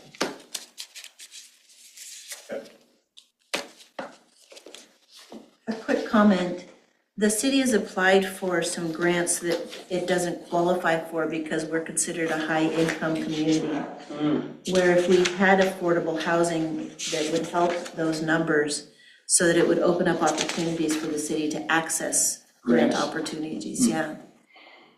And that really requires kind of partnering with some of those affordable housing developers and looking for opportunities to have Exactly. So that would be, it's adding a definition into your definition section. And 80% of area median income is lower middle class. It's not po folk. It's lower middle. No, I mean, generally, poverty is 30% of average median income. A lot of our two-family agricultural workers are right now bordering at like 60% of average median income. That's about right. And if you have a manager and two full-time employees, to get to 80% average median income, these are two-income families with 3 kids that have 2 jobs that are not McDonald's. Or senior citizens on single income. Yeah. Okay, so I have to quickly go through this. Downtown code. Oh, sorry, Melissa has her hand up. Melissa. Hi, thank you. Sorry to interrupt your adventure into the downtown code. Just one clarification before you start on the duplex and ADU question. I am not the expert on that. That's our housing division, but I did a little research while we were talking, if it's helpful. Looks like the ADU requirement kicked in a bill in 2017, and it applied to cities with a population greater than 2,500. It required any area zoned for detached single-family dwellings to also allow an ADU. So there is a 2,500 square foot or population cap there, so it would not apply as far as I know in the city right now. However, there have been some bills since then, and they're intricate. So I would love to just double check with our housing division staff and get back to the team to make sure that the city has a full suite of information as you're kind of weighing what's best for your community and all the options. Thank you. It will come up again with the housing crisis. They're looking for every opportunity to find any opportunity to house people, and it will come up again. I'll go back and reread my stuff as well. Lots of House bills and state law to read. So in the downtown area, so started off with this, if you're trying to, based upon the grant, and I already went through the purpose and what the purpose of the code audit was, is if you're trying to get mixed use development and just take it kind of in the simplistic ground floor retail, housing above.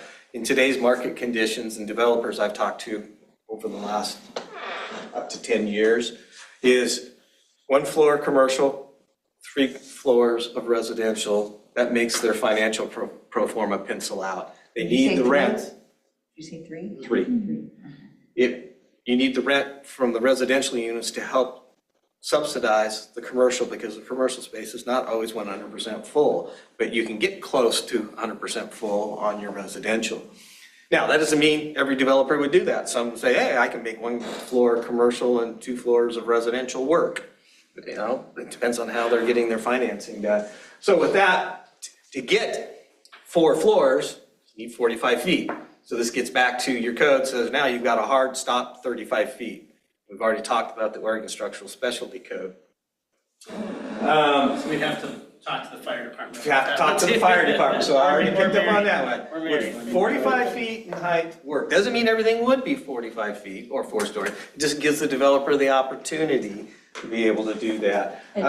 45 feet would be 3 stories? 4. 4 stories? 4 stories. Right now, your tallest building is 2. Uh-huh. But do we know what the height of that tallest building Still is? really like it. Anybody I Kyle, you know the height? didn't go out and measure it. The height of the tallest building now is 35 feet or less.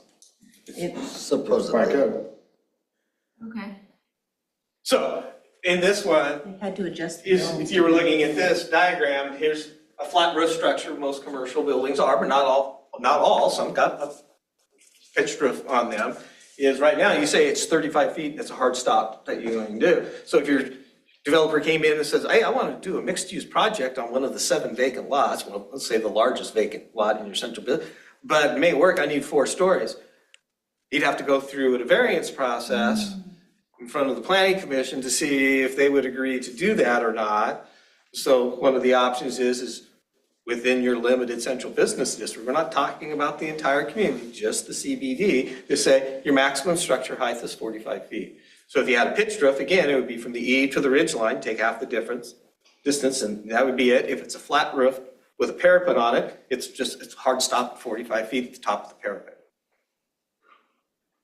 Something to consider. And again, the likelihood of that would depend on the market and a lot of things that probably wouldn't pencil out at this point in time, but it's allowing for that possibility. There is a scenario that is been an idea that's been thrown around quite a bit, is rebuilding the old hotel.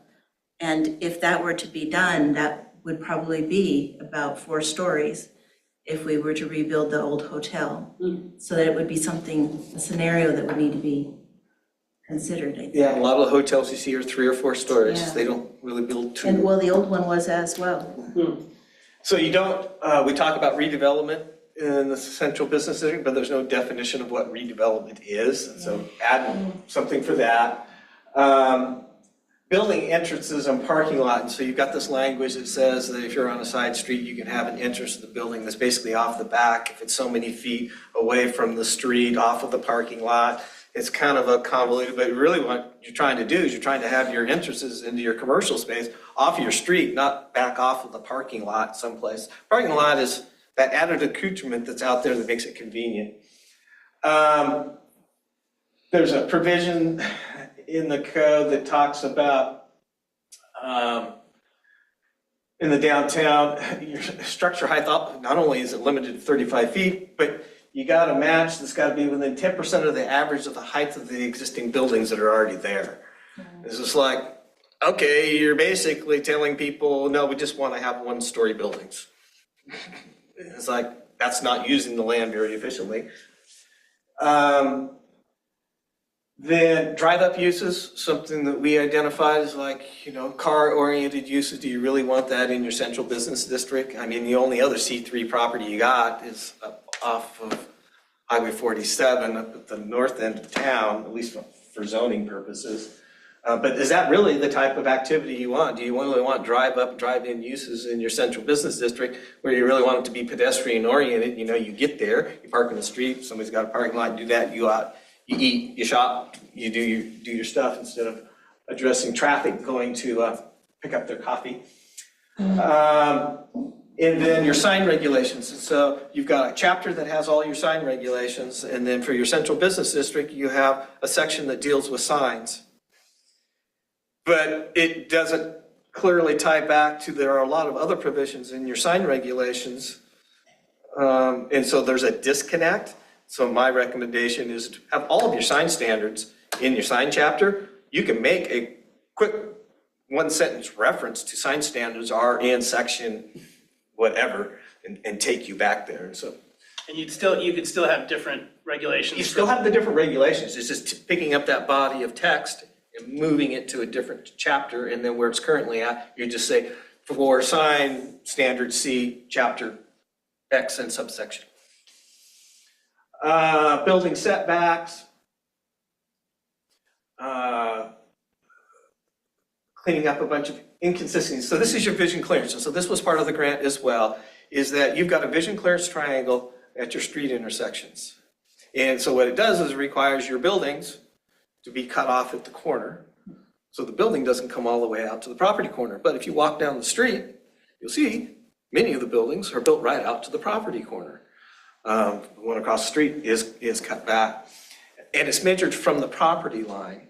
And so we were looking at setbacks, and it causes more expense when you coming down a wall plane, then you got to turn and do an angle and then turn and do another angle, is approach it differently in your central business district and say that the vision clearance is measured from the curb line in the stop bar rather than the property line. That essentially allows your buildings to come all the way out to the corner. Pretty doggone close. You're saying we want them to come out to the corners? Yeah, yep. So right now, what you've got is a code that says if I was building a building, I can build it here, but when I get to this point, I gotta do this angle and then I gotta come back. What I'm saying, and this is your property line, but your curb line is out here. And so do your measurement for your vision clearance out at this location, and that would allow you to bring your building all the way up to the corner. Different cities do it differently. Some use the property line, some use the curb line. Some cities say, no, vision clearance, gotta have it in your downtown. Others say, no, you can do it this way. You got your stop bar, you got your stop sign, you got your stop bar, and you can still be able to see the traffic left or right. So again, it's a policy choice. But we were asked to look at the issue about setbacks in the downtown, so we did. Then you've got, in your code, you've got a chapter on vision clearance, and then you've got in a different section of the code, you've got standards on vision clearance. So all the vision clearance stuff should all be under the same chapter and not disconnected. Next. Maple Street, future task, and I know I think at the first CAC was talking about the appearance of the streetscape on Highway 47. That is a much bigger animal to look at. You've got to do a lot of coordination with ODOT, it's a state highway. I don't know if it's called a resoluted highway, where they only control from curb to curb, or do they control all the way back to the building face? But there's lots of things you can do about public streetscapes. Wider sidewalks and types of street lights and banners and awnings and balconies and projections over public right of way and so forth, which was outside of the scope, but it did say, look at design standards. Then you've got your formula-based business, and this is not intended to sound like it's being negative because you just adopted it, but I read it and it's completely subjective and I'm not sure really what it says. What is it you're referring to? Your formula-based businesses, so this addresses the issue about a new development that was going in and new standards were created. And I read that thing over and over again and I'm still kind of scratching my head, what does this really say? So again, future task, next. Expansion of your central business district. Again, if you need a larger area, you need some data to show that you need more land. And right now, there's no data that's there. I mean, one could say, oh, we want to go down to this RLC area down here in the corner. We want to make that part of it. It's like, okay, well, now you're possibly taking away some housing opportunities. And so what are the consequences of that? So there's really no data to tell us what is your need, what's your supply, and what's your need based upon future population. And it would be some interesting questions if you tried to expand your central business district with Melissa and the staff down at DLCD saying, okay, we want to include this land, but it's under a different zone. Now we want to make it C3, so it's consistent with the existing C3 and the CBD overlay. So it gets can get a little bit wonky. Next. Parking requirements table.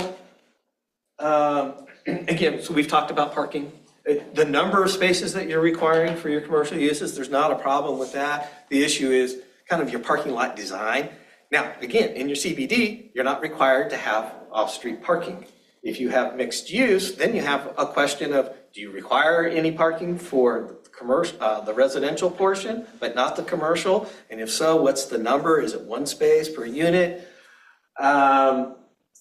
But your parking stall size, you really don't have any design standards for a parking lot. Basically what it says is you got your building, and if you got excess land and it's off the backside, you can pave it all over and here's your stall size and that's all you've got. So if you're trying to create a walkable environment downtown, would you like some greenery, some landscaping, some trees, heat reduction, so forth? Your EV charging applies. I talked a little bit already about the landscape. And then your bicycle parking table would need to be updated as well if you're going to have multifamily mixed use, having that bike parking for that type of use. Next. Lighting standards, again, Walt informed me that the Planning Commission is already working on that. To make sure it also covers your bicycle parking areas. Next.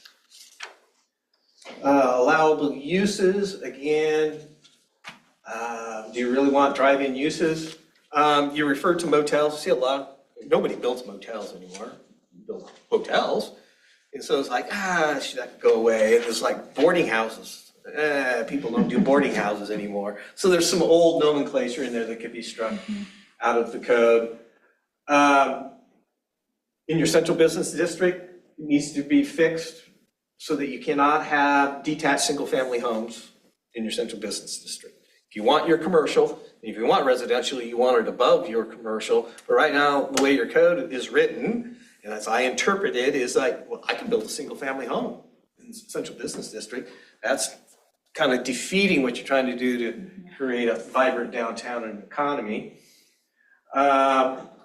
There's some language about allowing industrial uses in your central business district. I know you're very deficient on industrial land, but again, it's just like, well, if you're trying to protect your central and keep it for those commercial uses, why would you allow any industrial uses within your Define CBD? industrial uses.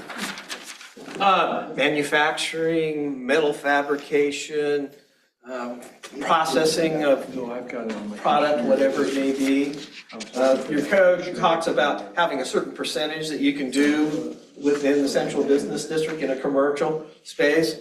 And when I kept looking, I scratched my head and I go, do you really want any industrial type activity? Would that include like distilleries or breweries? No, you could write it such that, if you were trying to get breweries and distilleries and so forth, as long as they had, primarily you want to set it up so that there's a smaller percentage for that, greatest percentage for the commercial aspect. So that's how it is now, actually. If you want a distillery in town, I believe it's 51% has to be for retail aspect, and then 49% of it, you could actually manufacture it. Excellent. But, you don't want somebody, doing metal fabrication in a building in your central business district, clanging and banging and grinding and so forth. It's just like, no, you want that out, Fruit Hill, right? out of your downtown. You have language in your code, I'm going to be quick, is that it basically says all the uses that are allowed in your public facility zone are allowed within your central business district. So when you look through the list of uses, that means your entire downtown can be used for a school. Yes, you want to have your public uses, your city hall, your fire, your police, parks and so forth, but the way that and you want to have all your public infrastructure. In the code, in one place it talks about it's a separate standalone zone, in another place it talks about it's an overlay district. I got to talk to Walt about that. So there's some disconnect on that, but you want to have a very limited of what your public facilities are within your central business, not colleges, schools, universities, things of that nature. Home occupations, identify it. If you have mixed use, the residential portion should be able to do a home occupation. Code is not clear on that at this point. And your home occupation standards, candidly, are really, really onerous. You're basically discouraging anybody from doing a home occupation. And then ground floor retail, again, that's just truly, if you want mixed use, we got to set it up so that it clearly states mixed use. Next. Potential for housing, the mixed use piece, single room occupancy, this comes out of Senate Bill 1537. So that would be a use type that you could have within your community, in your residential and your central business district. And then,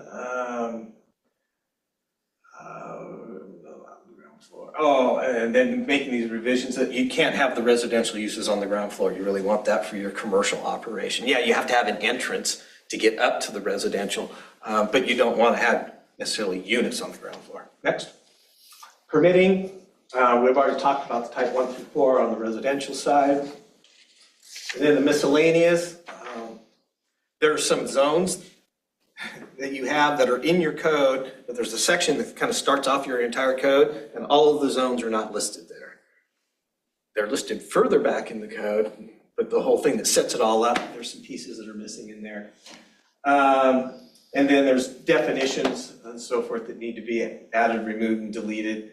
And then back to references to the city recorder and the city administrator and cleaning that up. Future tasks. And this really gets to building design standard component of it. If you really want to get into that, that's a long process of, how many square feet of window? How long is the building length? How much is an articulation? Do you allow balconies on awnings? And if you have awnings, if it's a state highway, what is the process to be able to allow that to occur or not? At the top of a building, if it's a flat parapet, do you want that stair step so it has some character to it, or is it just one flat plane? Do you want to have it capped? And what are your materials? You already have a list of acceptable materials, but you get into all of these different things, and your ground floor window percentage would be different than your second or third or fourth floor. And so we said future task. Again, your formula-based stuff, I didn't quite understand it, but maybe that's just me, so that's a future task. Expansion of your CBD, again, I think you need to figure out what your actual need is. Now that you've got the supply side of what you got for vacant, what's your need in the future over a 20-year period?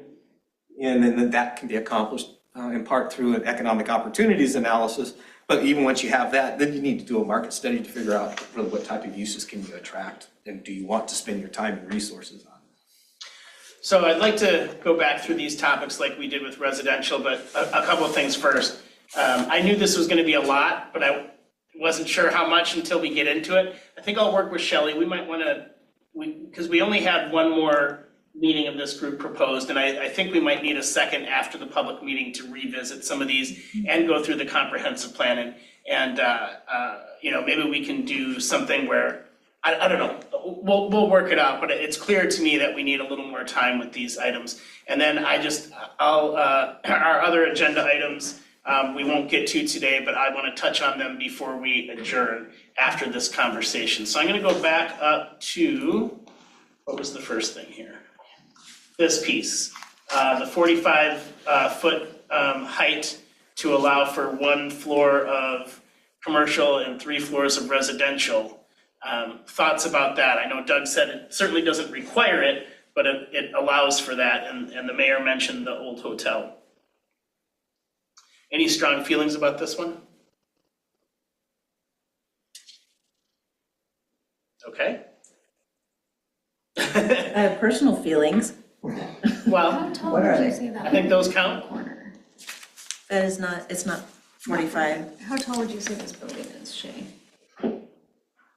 Well, It meets the 35 height. It means, was that? and that's was that less the than code, 35 for sure. 150 years ago or 200 years ago? So when that building is was built? definitely less than 35, but check this out if I can find it. I'm just curious. I just This- have a hard time envisioning what 45 feet is. Here you go. That is 35, and that was on that lot next door. Okay. That's the hotel that she's speaking of. Okay. So that's, How many? I would estimate it's at least, there's people standing on the front, so it's looking like 14-foot ceilings on the first floor, potentially the second floor, and then it seems to have a pitched roof. And that's the old hotel? That's the Hotel Royale. So how many do you think it is in total? I'm gonna say, if you go 24, 30, 40, I would be guesstimating. You want to share your personal feelings? I would prefer not to allow 4-story buildings in the city. I'd like to see it below 45, whether it's 35 or not. I think hearing from the public at the public hearing will be very helpful. I think they'll have very strong feelings about that. And to be clear, this, like all things, like we said, a 4-story building is not very likely, but should the market change in Yamhill, you can always change it down the road too. So Okay, is it the 45 feet or the 4 stories? But is it, which one? The 4 stories, which, yeah, it seems excessive for this area. I don't know. What do you all think? It's not consistent with the current architecture. No. In any way. Not in any way. And I would hate to see a precedent started that it became a regular thing. Would it allow the hotel to be built though if it wasn't 45 feet? It can be done through variance right now through planning. Yeah, that could be. You see done there's through historical variance. significance, we'd like to rebuild the old hotel, that have a public meeting on it. We have a hand up online. Great. Yeah, it's Joya. I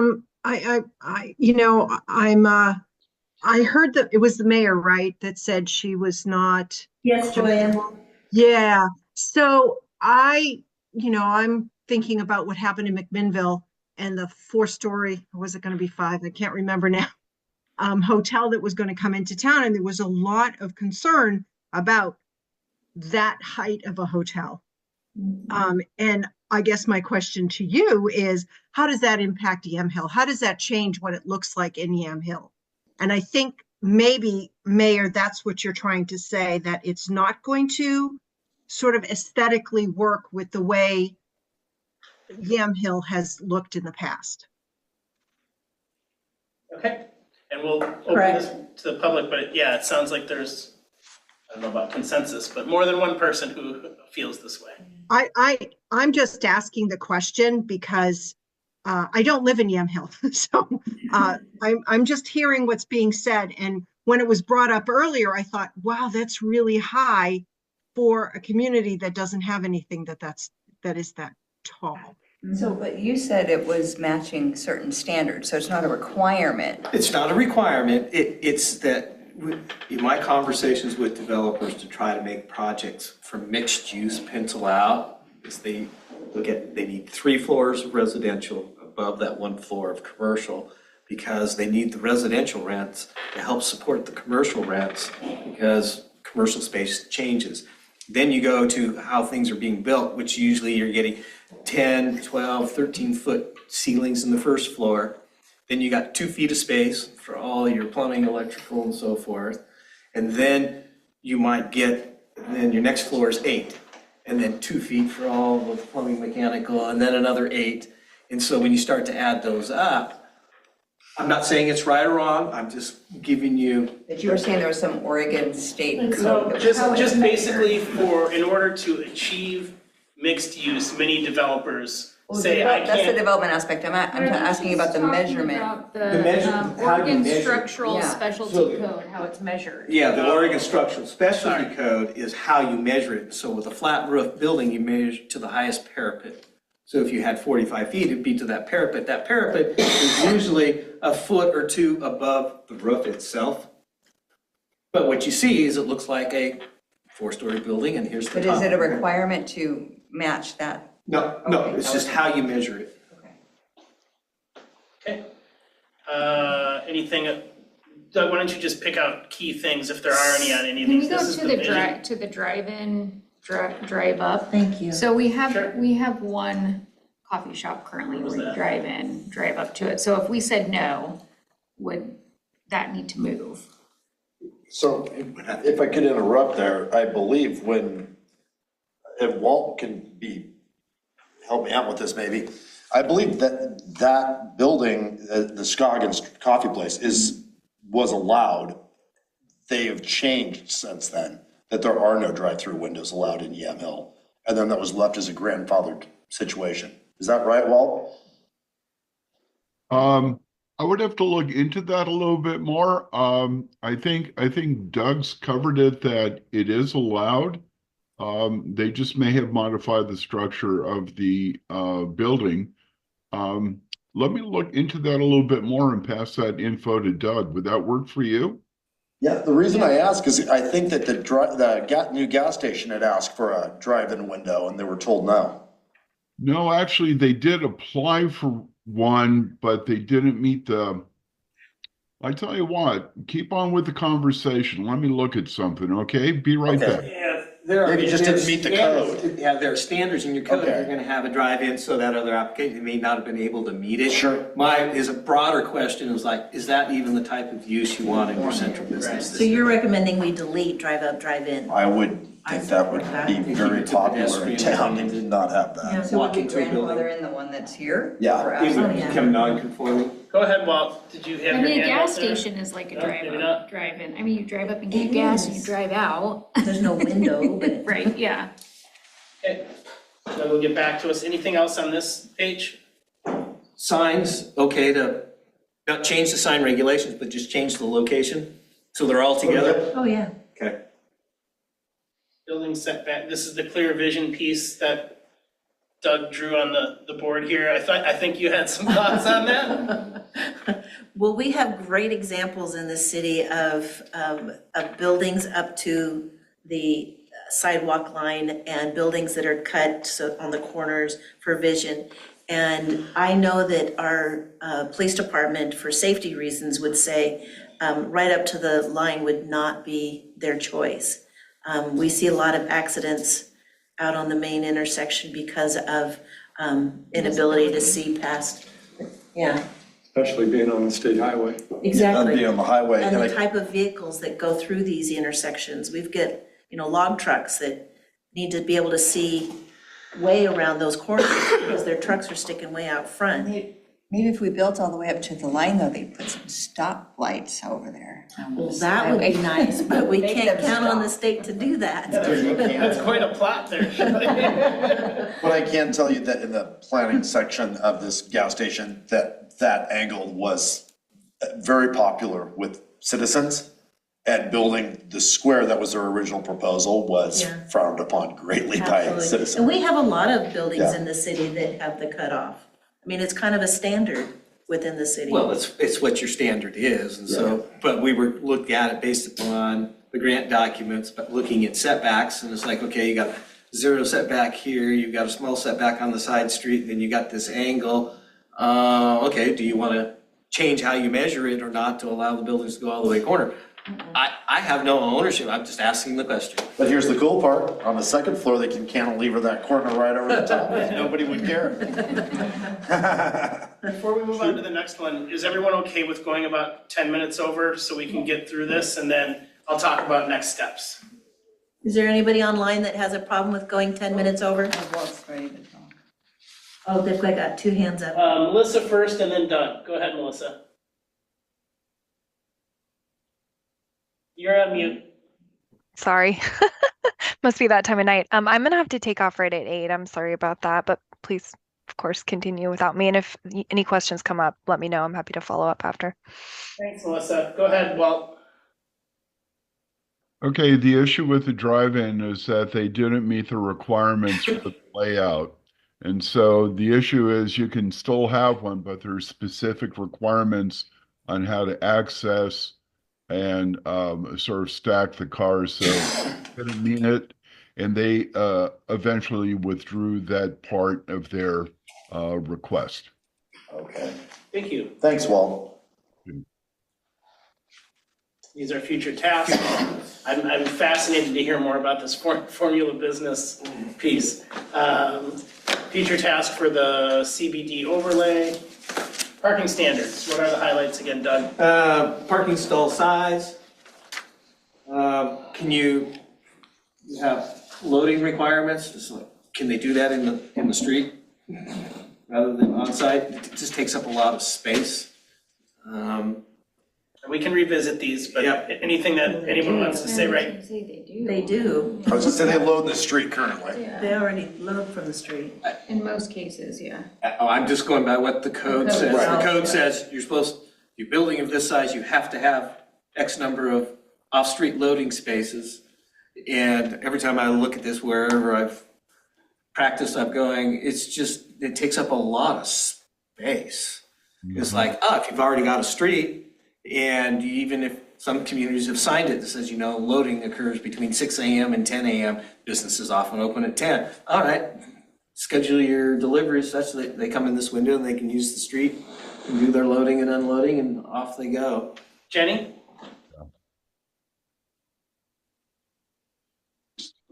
Hi. Okay, I just want clarification then on the parking. So if it's a new structure, they still can rely on street parking, a commercial building, street parking? Yes, Okay, there is no requirement for parking in the central business district. But Okay. if you propose that you're going to have parking, do you want to have some standards about what that parking lot's going to look like? Size, landscaping, any trees, lighting. Again, Walt's already working on the lighting component of that. Mhm. Okay. And then this is a separate topic, but it was touched on earlier and just clarification. So is there some sort of grandfathered in element to residential, somebody residing in a commercial use only building? Yes, that would fall under your non-conforming use provisions. And I didn't go through and completely evaluate that, but they could continue, but once the use stopped, then it could not be reactivated for residential. It would have to be used for commercial. Okay, thank you. Mary, do you have any thoughts on the loading, parking and loading questions? Mary? She might be busy. She might be busy. All right. Sorry, what was that question? So having the parking and loading on the main streets, do you have any thoughts or on that? I know you experienced Just that we don't have any control over when our deliveries come. They're on a route and they get there when they get there. Thank you. Nothing really here to. Again, this is the lighting component of it, so Walt's already working on that. Uses, again, there's some uses I mentioned of boarding houses and motels are a type that don't occur anymore.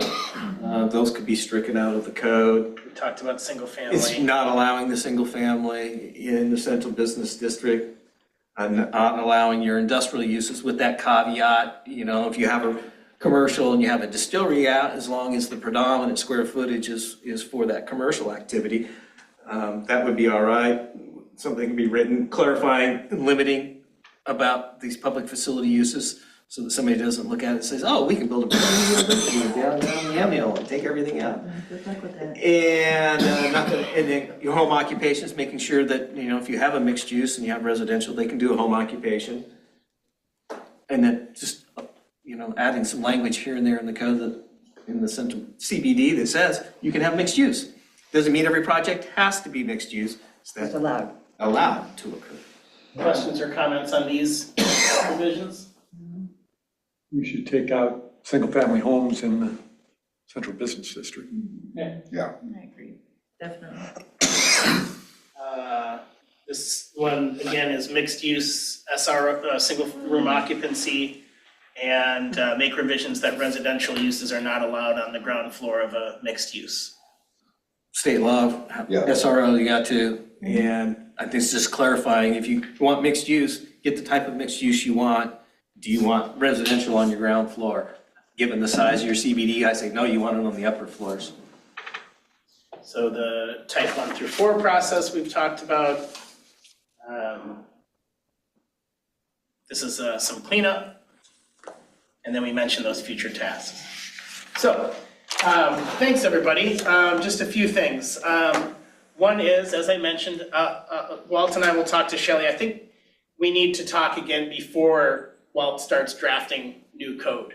Because I want to make, so what I would propose is at this added meeting, we'll come back and say, here's what we heard from you, and here's what we heard from the public. And so let's revisit these topics, and we'll come with kind of clear recommendations. Here's what we think we should do based on that feedback, and we'll go through those. We'll also go through the comprehensive plan audit that Journey worked so hard on, and we didn't get to do her presentation tonight. But I will say on the comprehensive plan side, we kind of look at it, approach it with two aspects to it. The first is we look at the comprehensive plan and say, are there any policies that conflict with what we're trying to do with the code?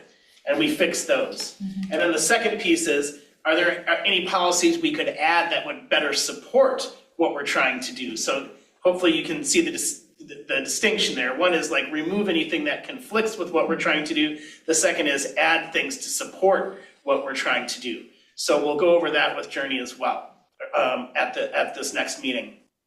And then the other thing we were going to talk about is the public meeting on November 21st. The more we talk tonight, the more that I think the best way for us to do this public meeting, and where is it going to be at, Shelley? Right here in this room. So if we are able to kind of remove the tables to some degree. I'm thinking kind of an open house format where if you want to talk about the central business district, you talk here. If you want to talk about duplexes, you go over here. You know, we kind of have little areas with some informational boards, and Doug and I will be here to kind of just chat with folks, answer questions. That way, I mean, you saw how long the presentation was tonight. I don't think people are going to be ready for that. I think we kind of elevate to a little bit higher level of detail than we went into tonight, and kind of focus on just the key concepts that we want. The 45-foot height, you know, the 35-foot height, duplexes, ADUs, and just focus on some of those key elements that we think the public will be most interested in. So maybe via email, Doug and I will identify what we think those topics are and get your feedback on that prior to the 21st. But any concerns about that approach to the public meeting? I just have two questions. So we talked about 3 citizen advisory committee meetings, the third one being in January. So you're talking about adding one for this comp plan prior to that, right? Because that's still its own agenda down the road.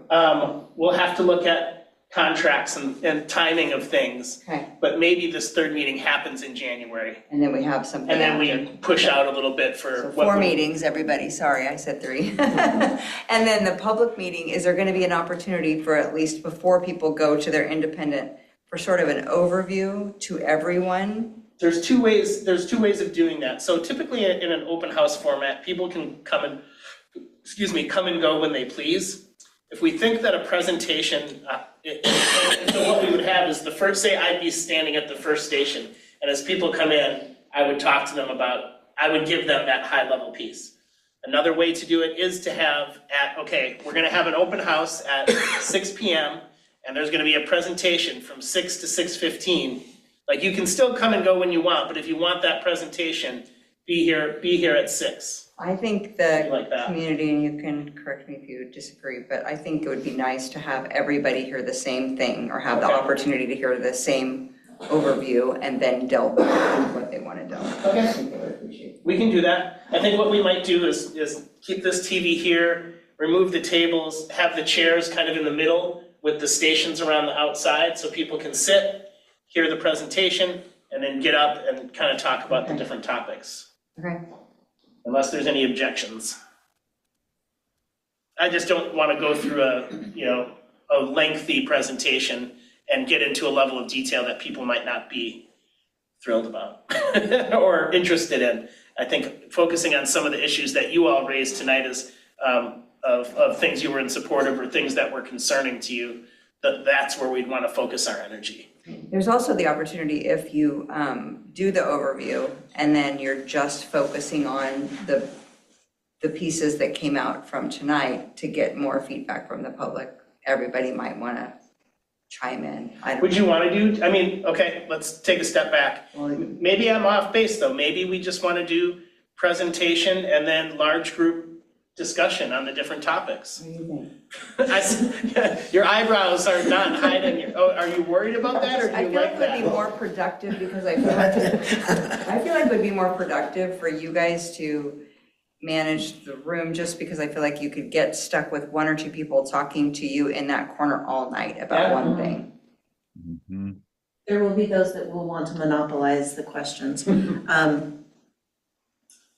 I think giving an overview is great initially, because I don't think they'll come and go over the time frame. I think they'll all come and they'll sit and they'll want to hear what's happening and what your overview is.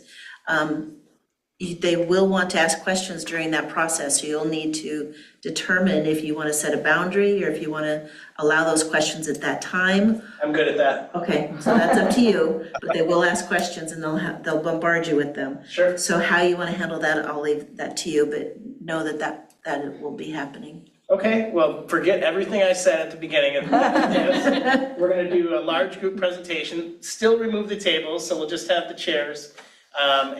But we'll take this presentation and elevate it up a couple notches, so we're really focused on the key elements, and we'll allow for definitions. And large group question and answer. Yeah. One thing that hit me when I came in tonight was you dove into the different segments, residential and commercial. To me, one of the major things is that we have an outdated code, you know, and things have changed at the state level, and we got this grant that helps us update this code. So one of the main things we're doing is just cleaning up the grammar, that's too broad of a word, you know, of our code. And that is a significant part of what you're doing.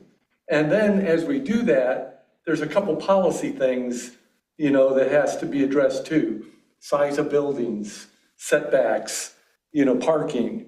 But I think to start with that major first issue tells people what the main thing you're doing. And isn't it true that in order for us to do the economic opportunity analysis and other things down the road, the future tasks, we have to have this piece done? So this is like a foundational. I think it's an important foundational piece. I don't know that it's required, but I think it would be, it's helpful to set the stage for those next steps. Yeah, because this is just the starting step. Yeah, it kind of started back in March when we were having a discussion with council, which you'd already gotten the grants, but then we moved in, here's the grants. We've audited it. Yes, you have a code that's old. Walt and I joked about the group called, it was out of the U of O, it's called BGRS, Bureau of Governmental Research and Services. And so that model of your code actually dates back to the mid-70s. And there's been a lot of state law changes. And so, well, I remember that because we've been around long enough to remember BGRS. But these are some. And so there's a bunch of cleanup and so forth. I mean, we're not proposing to change the structure of your code. That's something down the road, but it's at least getting the right pieces pulled in and fit in where they need to be, and the disconnects, getting those cleaned up and reconnected where they need to. And then how do you want to address duplexes? How do you want to address accessory dwelling units on the housing side? And once we have that, then you've listed other things that we need to be addressing. Yeah, one of our biggest challenges was, wow, there's a lot here. What can we do within our scope and budget for this time, and how do we set the city up to take those next steps? So that's a lot of what Doug did, and with conversations with Shelley and Walt and Melissa, trying to prioritize, do our best to prioritize. And that's why I said if there's something on that future list that you all think is critical to do now, that's a conversation we can have. But this was our best recommendation as to what makes sense for this project. I'm really grateful that you both are here and now and making this happen and supporting the city in doing this. Thank you for that, because the city's needed this for a very long time, and I'm grateful that you're willing to step in and support us. Our pleasure. I got a call, I don't know, what was it, 9 months ago now, from a couple of your, from you a couple of years ago, but a couple of volunteers who were like, we heard that maybe you could come help us, and then I called Doug, and then it was a process, but yeah, here we are. So it's great work. So thank you all for your time and staying a little late this evening. We appreciate it. Thank you.